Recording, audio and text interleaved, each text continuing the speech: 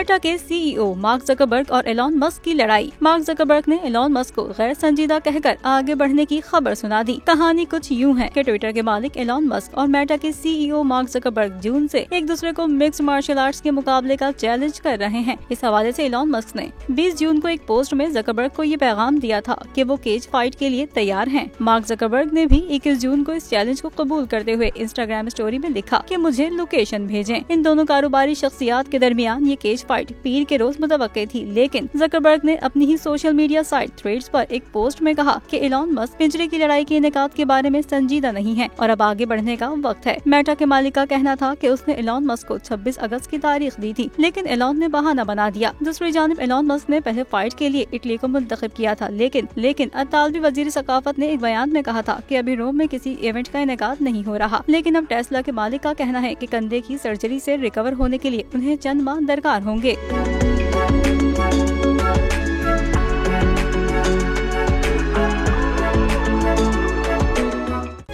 तारीख का अमीर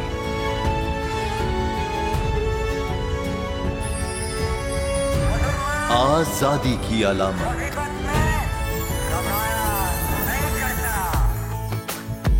हुस्न का आईनादार, फिक्रो नजरिए की अक्कास, सरफराजी का गवाह, यानी हम सबका निगहबान पाकिस्तान।